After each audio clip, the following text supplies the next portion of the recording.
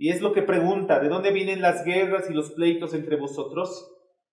Y da una respuesta, y la respuesta que da lo hace también en un sentido de pregunta. Y creo que esto es en sentido general y en sentido personal. En un sentido general, donde podemos hablar en relación a países, guerras, rumores de guerras, pleitos entre reinos, internos, manifestaciones y todo lo demás. Pero también lo podemos llevar a un nivel mucho más personal, donde yo me pregunto: ¿qué es lo que hace que yo me pelee con mis papás? ¿Qué es lo que hace que yo me pelee con mis hermanos? ¿Qué es lo que hace que los esposos se peleen? ¿De dónde vienen estos pleitos y peleas entre vosotros?, preguntaba Santiago, y él mismo responde en una pregunta diciendo: ¿no es de vuestras pasiones las cuales combaten en vuestros miembros? Cuando empieza a hablar de pasiones y por qué la gente pelea, la palabra es carnalidad, hermanos. ¿Por qué la gente pelea? Carnalidad. Esas pasiones desenfrenadas, concupiscencias lo va a llamar más adelante, es una expresión de la carnalidad humana. ¿Por qué peleo? Porque soy carnal. Si fuera espiritual, ¿pelearía? Posiblemente no. En 1 Corintios había muchos problemas. Recuerdo que hemos leído ese versículo hace tiempo, donde Pablo les riñe y dice: ya es una falta que haya peleas entre vosotros. ¿No más bien deberíais soportar los agravios? Es decir, entre nosotros peleas no debería haber, pero hay. ¿Por qué? Porque hay cristianos carnales. Hay personas que empiezan a asistir a la iglesia y Pablo dice, es más, les vuelvo a decir y lo digo llorando, que no buscan las cosas del Señor. ¿Qué buscan? Buscan sus propios beneficios. Ahora, respecto a la carnalidad y respecto a estas pasiones, ¿qué es lo que nos dice la Biblia? Por ejemplo, en la parábola del sembrador, en Lucas capítulo 8,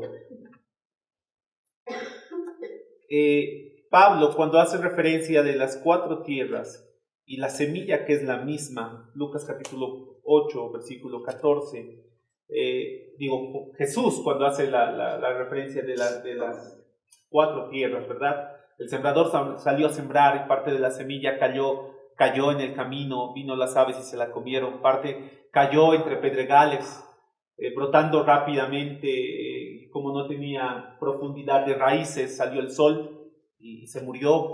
Otra parte ha caído entre espinas, decía Jesús, y inmediatamente las espinas ahogan la semilla y la hacen infructuosa y muere.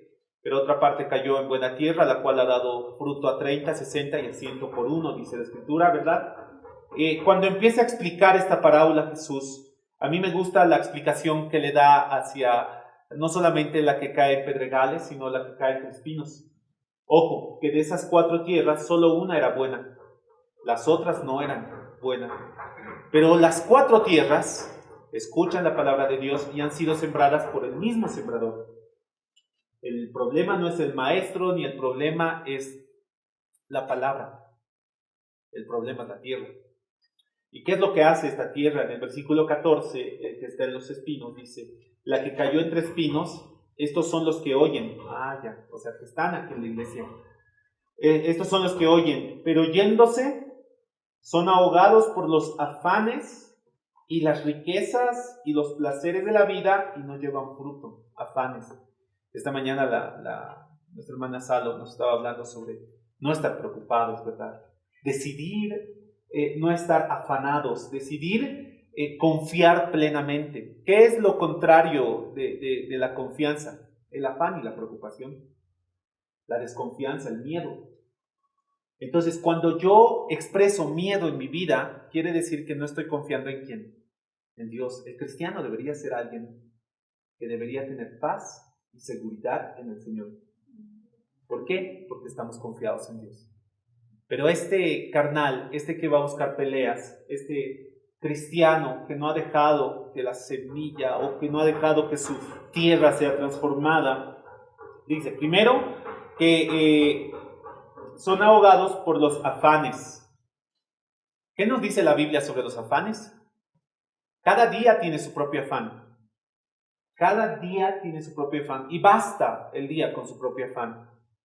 No se preocupen en demasía con lo que va a pasar de aquí a 20 años. Que ya no va a haber agua y se afanan y otros se... Ay, que va a venir otro gobierno, ay, se empiezan a afanar. Hermanos, afánense con lo que tienen en el día. Si tienes comida, si tienes techo, si tienes donde vivir, sé feliz con eso y conténtate con eso en el Señor. Mañana no sabemos qué va a pasar, pero el Señor tiene cuidado de nosotros. Amén. Amén. El Señor tiene cuidado de nosotros. Entonces, respecto a los afanes, dice, no os afanéis por el que van a comer, por el que van a vestir.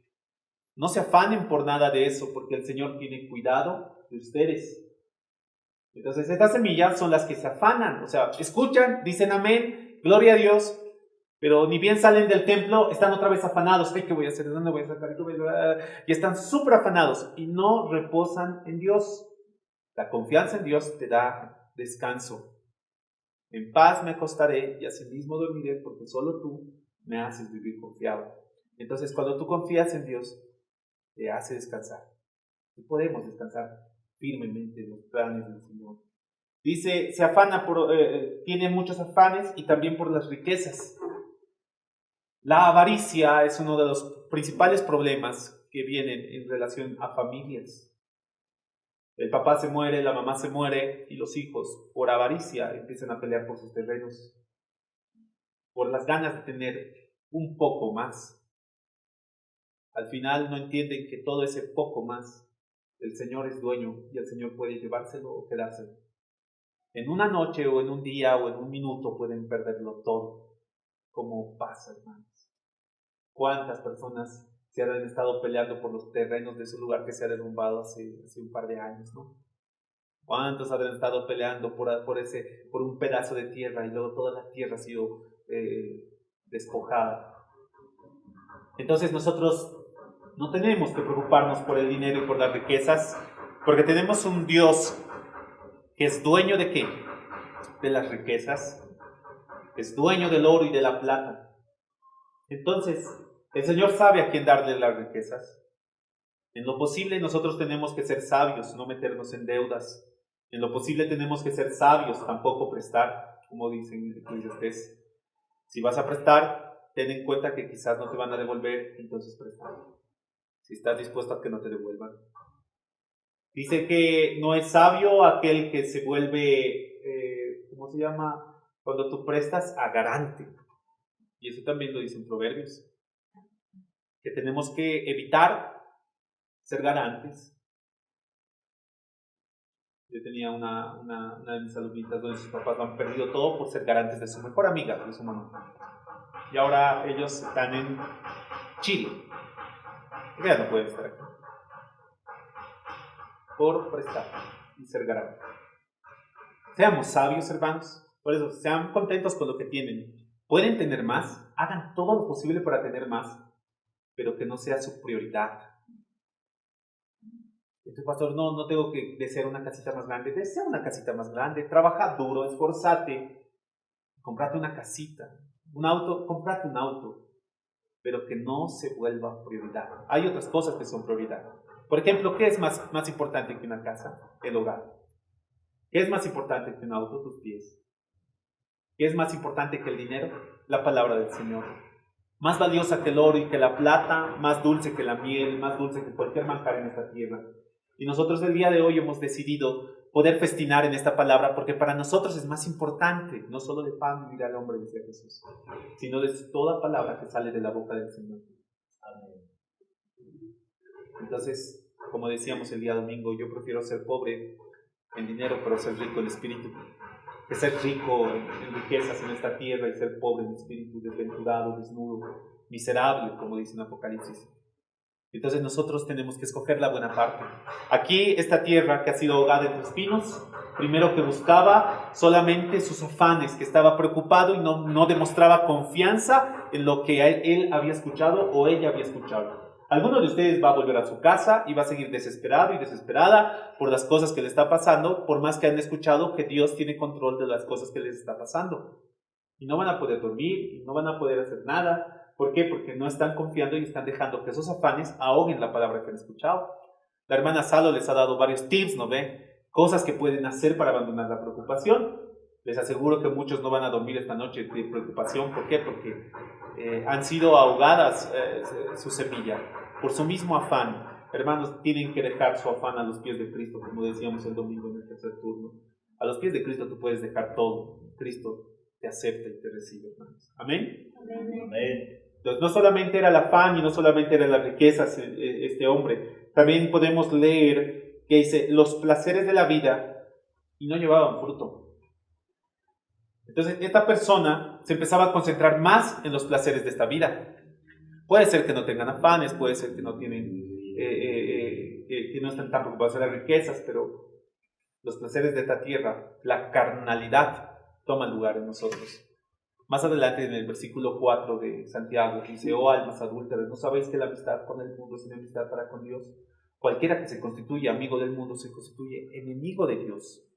Entonces, cuando tú te haces amigo, y es una falsa amistad, el mundo te hace su amigo para poderte dar sus placeres y todo lo que ellos necesitan, y es una falsa amistad. Tengamos cuidado con esa parte de la carnalidad. En Tito capítulo 3, versículo 3, pueden buscar ahí, Tito 3:3, Tito.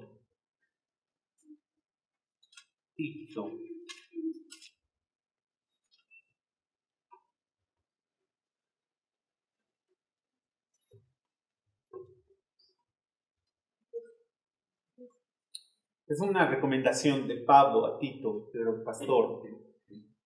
Ya desde el versículo 1 da una recomendación muy tácita respecto a cómo nosotros debemos comportarnos en relación a nuestros líderes. En el versículo 1 dice, recuérdeles que se sujeten a los gobernantes y autoridades, que obedezcan y que estén dispuestos a toda buena obra. Tenemos que sujetarnos y someternos a nuestros líderes, dice el versículo 1. El versículo 2 dice que a nadie difamen, que no sean pendencieros, otra vez peleadores, ¿no ve? Que, sino, ¿cómo tenemos que ser? Amables, mostrando toda mansedumbre para con todos los hombres. Es el mismo mensaje que se va a repetir en todos los libros, hermanos. Nosotros como cristianos no podemos ser peleadores, pendencieros, poner leña al fuego. Nosotros, ¿cómo tenemos que ser? Amables, mansos. ¿Qué es un manso? Es alguien que está así. ¿Han escuchado a mí? No me controlo, yo reviento cuando me enojo. ¿No ve? ¿Qué es esa persona? No es mansa. Pero la Biblia dice que tenemos que ser mansos. ¿Qué es alguien manso? Es alguien que tiene su poder bajo control, su energía bajo dominio. Un caballo manso es aquel que tiene tanta fuerza que de una patada te puede romper la quijada, pero vos te puedes subir y no te hace nada.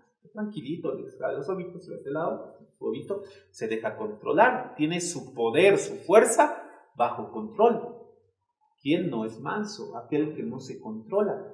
Pero la Biblia, ¿qué nos ha enseñado? La Biblia nos ha enseñado y dice, yo no les he dado espíritu de cobardía, sino de poder, de amor y ¿de qué? A ver, todos digan dominio propio. Hermanos, ustedes pueden controlarse. No, yo no me controlo. No es que no te controlas. Otra cosa es que tú no eres manso. ¿Por qué no tienes idea de quién está a tu lado? Por ejemplo, pongan un marido golpeador al lado de su mujer, le va a golpear, le va a abusar, le va a agarrar los cabellos tranquilamente. Pero luego pónganle así delante, pero con policías así fuerzudos al lado. ¿Creen que les va a tocar a los policías? No, los chiquititos, no, los policías no le van a remangar. Entonces su problema no es que no se controla. Nosotros tenemos que tener, para poder ser más mansos, la capacidad de entender que Dios está con nosotros todo el tiempo, la omnipresencia de Dios. Dios está todo el tiempo con nosotros. Cuando olvido esto, entonces yo voy a perder el control. Cuando olvido que Dios está conmigo, voy a perder el control. Entonces tengo que estar todo el tiempo consciente de que mi Señor está a mi lado. Entonces cuando yo ya esté así a punto de voy a verle a Él, o voy a como Esteban, ¿verdad? Que también Salo mencionó el día de hoy al inicio. Esteban levanta su cabeza al cielo y ve a Jesús viéndolo. Y Esteban, en vez de maldecirlos, renegar, ¿por qué me están apedreando? Van a ver, se van a acordar, tengo un Dios, mi Dios es justo, van a ver, pues ustedes, no. Santiago solamente ve a Cristo, agacha su cabeza y dice, Señor, perdónalos, no saben lo que hacen, y muere apedreado. Nosotros creo que no moriríamos apedreados de la forma de Esteban, porque cuando ya nos empiezan a apedrear, nosotros agarramos las mismas piedras y les devolvemos, ¿no ven? Somos andinos, expertos en bloqueos. Nos tiran el gas, les devolvemos el gas, ¿o no? Pero no, el cristiano no, hermanos. Nosotros nos tiran el gas, nos aguantamos. No saben lo que hacen. Perdónalos. Ten misericordia de ellos. ¿Por qué? Porque nosotros ya tenemos vida eterna. Si nosotros nos morimos, mejor no, ¿eh? ¿Por qué? Porque nos espera la gloria. Nos espera el Señor. Tenemos vida eterna a diferencia de los demás. Te podrán hacer daño, te podrán quitar cosas acá en la tierra, pero ellos no tienen vida eterna. Pobrecitos. Entonces, en Tito, versículo 2, habla eso. Nosotros tenemos que ser amables, no tenemos que difamar, no tenemos que ser pendienteros. Versículo 3 nos habla de cuál era antes nuestra situación y cómo debería ser ahora. En el versículo 3 dice, porque nosotros también éramos, dice, hermanos. A ver, todos digan, éramos. Erábamos, ¿no ven? Erábamos antes. ¿Éramos qué éramos? En otro tiempo éramos insensatos, rebeldes, extraviados, esclavos de concupiscencias y deleites diversos, viviendo en malicia y envidia, aborrecibles y aborreciéndonos unos a otros. O sea, antes éramos así. Antes actuábamos por la ira, por el enojo, porque, así éramos, hermanos. Ahora ya no somos así. Si antes éramos insensatos, ¿ahora qué seremos? Sensatos. Pero no por arte de magia. O sea, yo no soy sensato porque voy a aceptar al Señor. Ahora soy sensato, tomo buenas decisiones. No. Somos sensatos porque la palabra de Dios nos hace sensatos. Es decir, que la palabra de Dios me enseña cómo decidir, cómo tratar a mi esposa, cómo tratar a mi esposo, cómo tratar a mis papás. Me enseña cómo andar con mis amigos, me enseña cómo andar cada día de mi vida. Me hace sensato. Ya no voy a aborrecer a nadie. Ya no voy a enojarme con nadie. Y ahorita vamos a ver cómo termina, porque Santiago termina esta porción, así cuando hace sus comparaciones, con una palabra bien fuerte. Y es como para llamar la atención. Y yo tampoco le prestaba mucha atención a esa palabrita, pero luego digo, sí, cierto, Santiago se ha rayado, así muy fuerte. ¿Qué tal si leemos 2 Pedro 2.13 primero? 2 Pedro 2.13.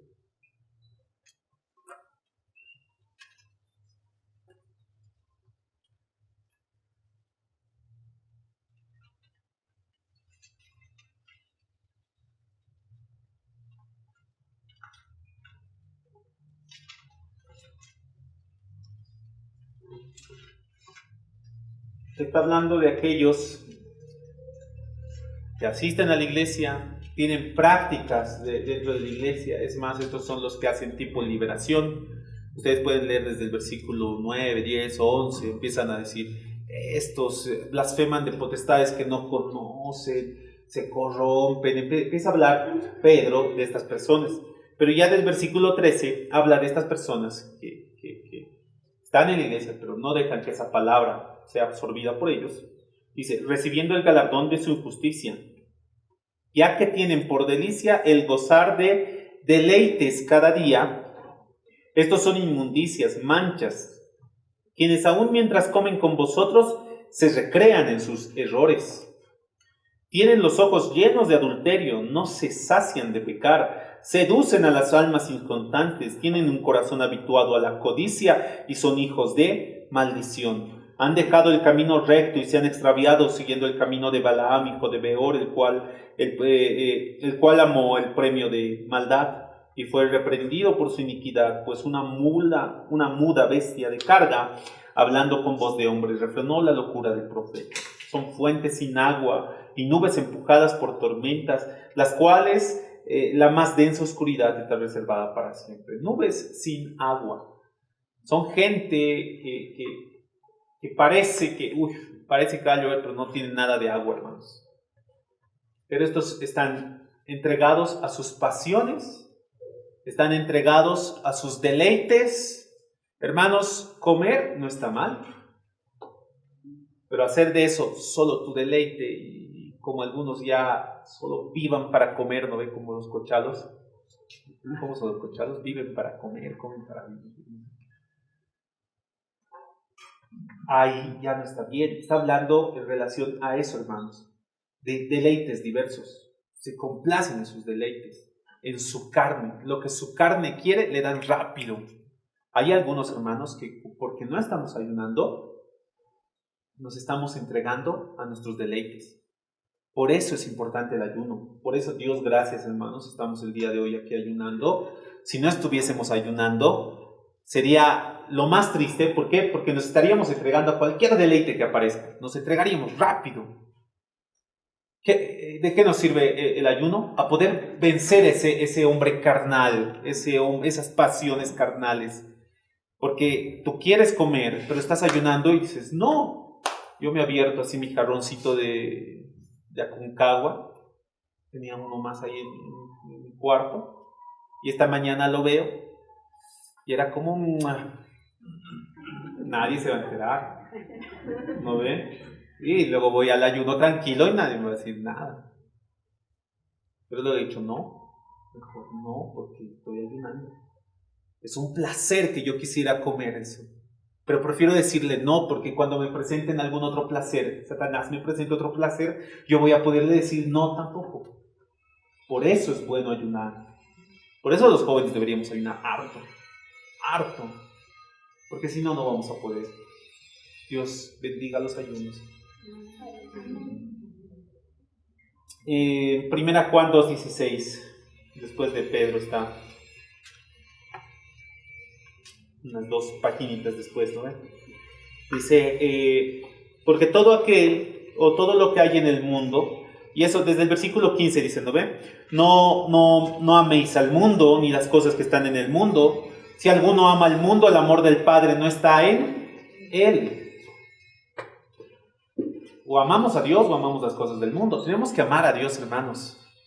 Las cosas de este mundo las tenemos que ver como Pablo veía las cosas de este mundo. ¿Y cómo veía Pablo las cosas de este mundo?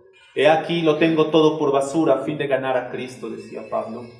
Ya no tiene ningún valor las cosas de esta tierra comparadas con las cosas eternas que el Señor nos ha dado.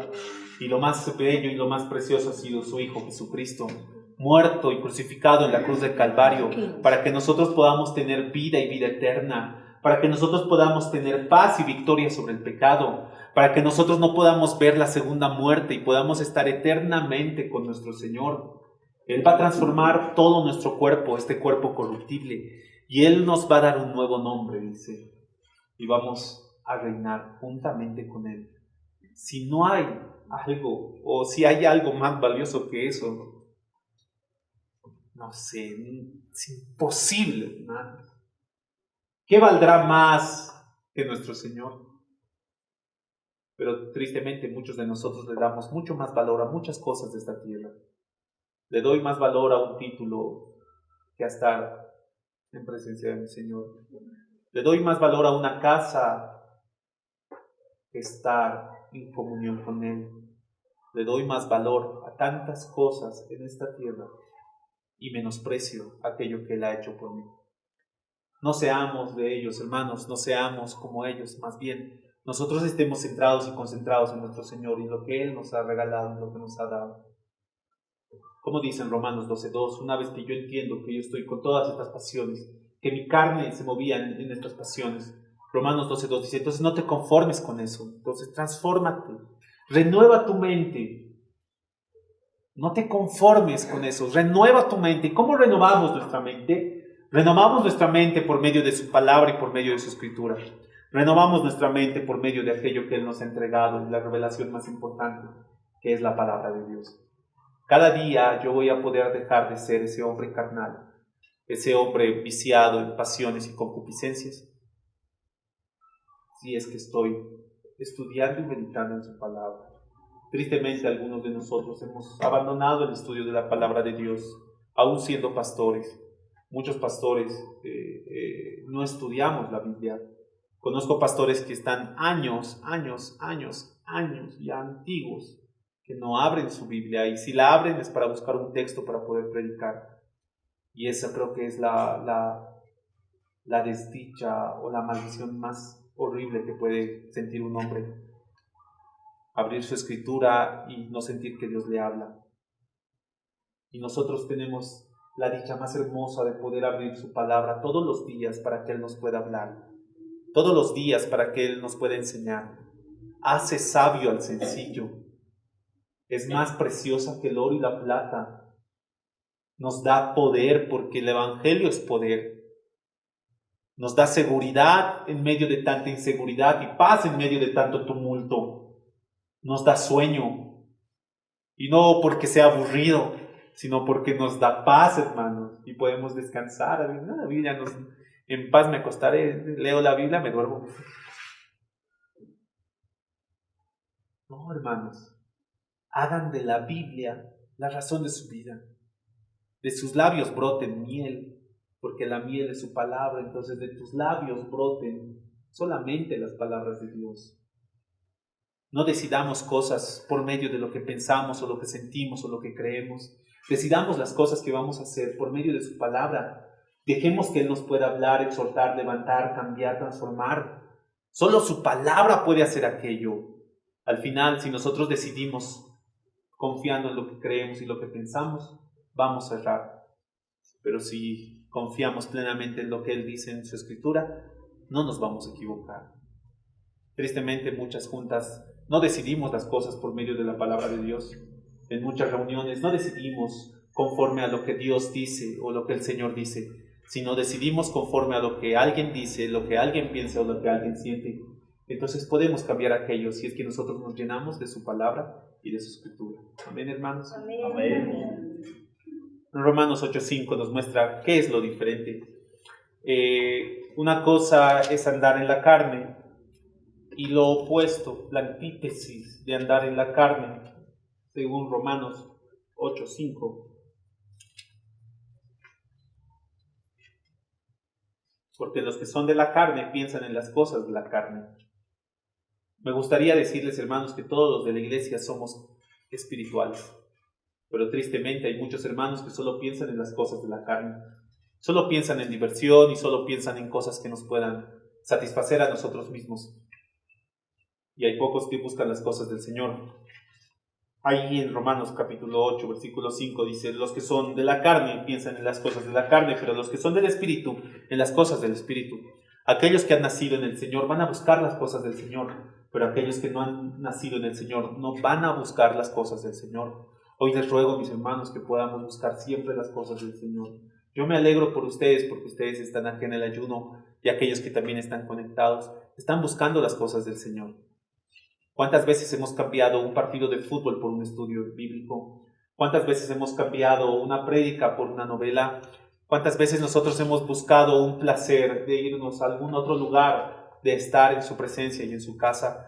Pues aquellos que han escogido estar en la casa del Señor, la buena cosa han escogido delante del Señor y nunca van a ser defraudados. Pero aquellos que han buscado y han decidido por cosas de la carne, tristemente van a recibir aquello que han sembrado. Cosas de la carne, corrupción, pasiones desenfrenadas que ellos mismos no van a poder entender ni comprender, las cuales ellos mismos se han entregado a ellos. ¿Cuántos esposos, por abandonar el estudio de la Biblia y al abandonar la presencia del Señor, han engañado a sus esposas y a sus mujeres? ¿Y cuántas esposas han dejado al Señor de un lado y se han entregado a diversos otros placeres? Seamos nosotros, hermanos, quienes busquemos la presencia del Señor de todo corazón y con toda nuestra alma. ¿De dónde vienen las guerras y los pleitos entre vosotros?, decía Santiago. ¿No es de vuestras pasiones las cuales combaten en vuestros miembros? Codiciáis y no tenéis. Matáis y ardéis en envidia y no podéis alcanzar. Codiciáis y no tenéis. Matáis y ardéis en envidia. Cuando alguien empieza a codiciar algo que no tiene, quiere decir que no está contento con lo que tiene. ¿Por qué la gente pelea? Primero por esas pasiones que tienen ahí adentro, esas pasiones que están ahí guardadas por su carnalidad. Entonces, como mi carnalidad hace que yo quiera esas pasiones y la otra persona no quiere esas pasiones, tiene otras pasiones, entonces ahí viene una pelea. Cada uno tiene sus propias pasiones y no las pasiones de Dios. Son personas egoístas que no piensan en la otra persona, sino solamente piensan en su propio ser. En 1 Corintios Romanos capítulo 15, versículo 2, y luego nos vamos a ir a Corintios. Romanos 15, 2, para no ir tan rápido. Nos enseña a nosotros, aquellos que estamos buscando y estamos firmes en el Señor, desde el versículo 1, dice: así que los que somos fuertes debemos soportar las flaquezas de los débiles y no agradarnos a nosotros mismos. No tenemos que buscar nuestro propio agrado. Versículo 2, cada uno de nosotros agrade a su prójimo en lo que es bueno para edificación. En 1 Corintios capítulo 10, 1 Corintios capítulo 10, versículo 24, dice: ninguno busque su propio bien, sino el del otro. Ninguno busque su propio bien, sino el del otro. El pensamiento de Cristo ha sido que Él mismo no ha buscado su bienestar, sino que Él ha renunciado a su comodidad, ha renunciado a su posición en el cielo para venir a esta tierra, a hacerse simplemente un hombre, un humano. Él no ha pensado en sí mismo, más bien Él se ha entregado por nosotros. Y si hay algún esposo el día de hoy aquí, la forma en que usted tiene que actuar respecto a su esposa es de esa misma forma. No pensar en sí mismo, pensar en el otro. La esposa también tiene que empezar a pensar no en sí misma, sino en la otra, o en la otra parte, la pareja. Los hijos tienen que dejar de pensar en los hijos o en sí mismos y pensar en sus papás. Y los papás tienen que dejar de pensar solamente en ellos, aunque creo que en esa situación debe haber algún padre, o deben ser pocos los padres que piensan solamente en ellos. Porque generalmente un padre piensa solamente en sus hijos. Para no poder pelear, porque una de las razones de las peleas es ese egoísmo, no solamente por la carnalidad, sino por ese egoísmo, esa codicia, ese tratar de tener y no puedes tener, es muy malo, hermanos. Así que nosotros no seamos egoístas y pensemos en los demás. ¿Por qué alguien pelea? Porque no quiere ceder. Es tan egoísta que quiere tener la razón siempre. Es como quiero tener la razón siempre, yo no voy a perder y voy a empecinarme en eso y voy a ganar. Hermanos, los cristianos no tenemos que ser así. Los cristianos tenemos que estar dispuestos a perder para que otros ganen. ¿No ven? Cada uno estime más a los demás como superiores a sí mismos, decía Pablo. Y creo que esa es la idea de la Escritura, que empecemos a considerar a los demás como mejores que nosotros, para nosotros actuar como Cristo ha actuado, a tal punto de podernos arrodillar y lavar los pies de aquellos que te iban a entregar, poder lavar los pies de aquellos que quizás han caminado a tu lado y les has enseñado todo el tiempo. Y la lección más importante creo que es esa, al servicio, hermanos.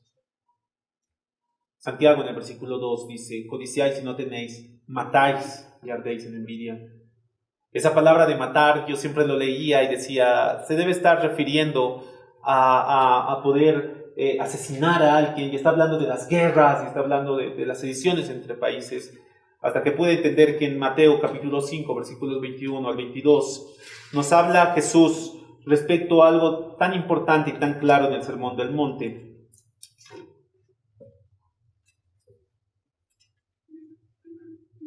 Mateo capítulo 5, versículos 21 y 22.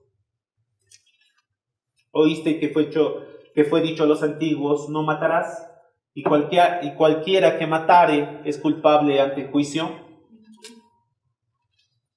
Pero yo os digo que cualquiera que se enoje contra su hermano será culpable de juicio, y cualquiera que diga necio a su hermano será culpable ante el concilio, y cualquiera que le diga fatuo quedará expuesto al infierno de fuego.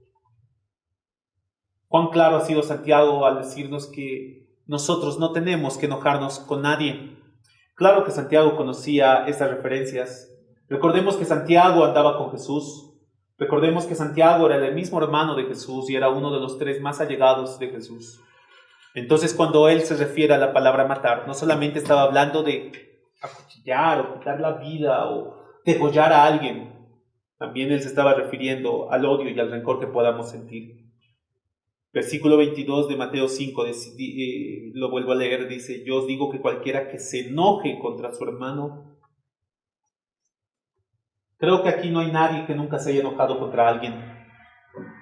Creo que de aquí quizás haya alguien que no esté enojado. Me temo decir que aquí hay varios que están enojados con algunos hermanos, con los cuales que ni siquiera le quieren hablar. Niegas tu enojo diciendo: no estoy enojado, todo está bien, pero cuando tú le ves, despierta algo en tu corazón y es una pequeña rencilla. Y no le tratas como le podrías tratar, y cuando tiene una idea tú le puedes contradecir, o simplemente tratas de evitar encontrarte con esa persona. Hermanos, eso no está bien según la palabra de Dios, porque dice que nosotros no podemos enojarnos con ellos, que tenemos que perdonar de la manera que Cristo nos ha perdonado. 70 veces 7, decía él. Teniendo la seguridad de que si Él nos ha enseñado a perdonar de esa forma, Él también nos va a perdonar de la misma forma. Pero en el Padre Nuestro mismo dice: perdona nuestras ofensas como también nosotros perdonamos a los que nos ofenden. Tengan por seguro, hermanos, que aquellos que no perdonan no van a ser perdonados por el Señor. Aquellos que todavía tienen enojo, odio, rencor por alguien o alguien que les haya hecho algo, no van a ser perdonados por el Señor. Y tú podrías decir: sí, ya le he perdonado, pero sigues hablando mal de esa persona, sigues viéndole con rencor o sigues viéndole con indiferencia. Hermanos, nosotros no podemos ser así. También el versículo 22 dice: cualquiera que le diga necio a su hermano será culpable ante el concilio, y cualquiera que le diga fatuo quedará expuesto al infierno de fuego. Por tanto, si traes tu ofrenda al altar, allí te acuerdas que tu hermano tiene algo contra ti, deja allí tu ofrenda delante del altar, anda, reconcíliate primero con tu hermano y entonces ven y presenta tu ofrenda. Entonces, lo que la palabra de Dios, hermanos, nos enseña es que si alguien está enojado conmigo, tengo que arreglar la situación. Tengo que arreglar la situación. Santiago decía: ustedes matan, arden de envidia, están peleándose todo el tiempo y aún así no pueden alcanzar. Hermanos, aquella alma o aquella persona que está todo el tiempo en peleas, está en rencores, está buscando siempre tener la razón, siempre es egoísta, solo piensa en sí mismo, nunca va a estar satisfecha. Por eso el versículo 2 casi culmina diciendo: y no podéis alcanzar, combatís y lucháis, pero no tenéis lo que deseáis, porque no pedís. ¿Por qué no pedís? Porque no vas al Señor.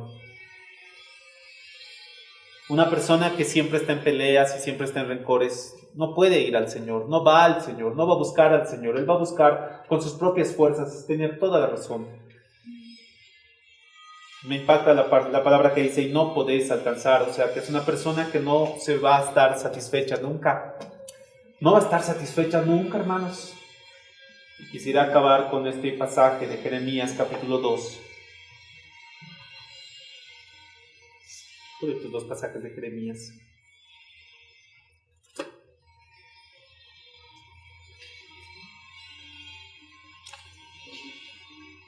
Jeremías capítulo 2.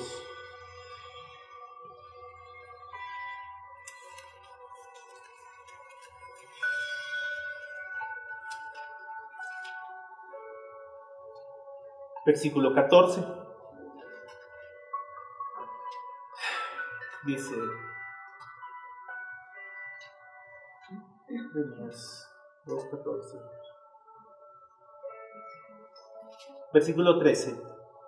Porque 2 males ha hecho mi pueblo: me dejaron a mí fuente de agua viva, y cavaron para sí cisternas rotas que no retienen el agua. 2 males había hecho Israel: primero, que han dejado a Dios, que Él era fuente de agua viva, y la segunda, han cavado para sí cisternas rotas que no retienen el agua. Han tenido pozos con huecos donde echaban todo el tiempo agua y nunca se llenaba. O sea que nunca estaban satisfechos. ¿Por qué? Porque habían abandonado a Dios y se habían entregado a otros dioses. Si nosotros nos hemos entregado a Dios, entonces nosotros tenemos que buscar a Dios plenamente y confiar plenamente en Él. Él dice que si nosotros creemos en Él, de nosotros van a correr ríos de agua viva. Ya no vamos a rogar para que Él nos mande un poco de lluvia, porque nosotros vamos a hacer agua viva. En el versículo 5 del mismo capítulo de Jeremías, capítulo 2, versículo 5, dice: así dijo Jehová: ¿qué maldad hallaron en mí vuestros padres, que se alejaron de mí y se fueron tras vanidad y se hicieron vanos?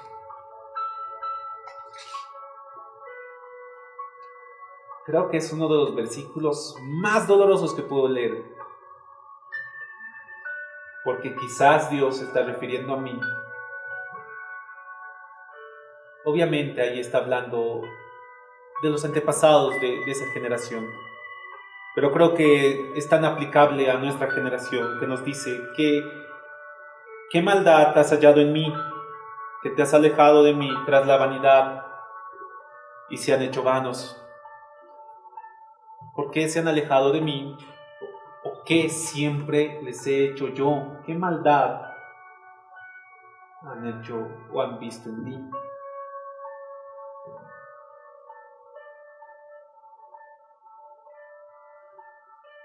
Cuando tú te alejas de Dios, te empiezas a llenar de enojo, de ira, de rencor, porque no tienes un parámetro de comparación con la bondad. Cristo es nuestro parámetro de comparación con la bondad. Tenemos que compararnos con Él, ser como Él, amar como Él, vivir como Él. Y si Él nos ha enseñado a perdonar y no estar en peleas, en pleitos, o sea, no solamente buscar nuestra carnalidad, sino vivir en el Espíritu, vivir en esa fuente y ser una fuente de agua viva, hermanos, tenemos que hacerlo. Amén. Entonces, el día de hoy, tenemos que ir al Señor. Si ha habido peleas, rencores en ti, si hay carnalidad todavía en ti y estás buscando cosas que solo te dan placer a ti, entonces tienes que empezar a renunciar y dejar de ser egoísta en esas situaciones y empezar a pensar en el prójimo, renunciando solamente para poder estar plenamente en Él, por Él y para Él, hermanos. Amén. Amén. Vamos a orar.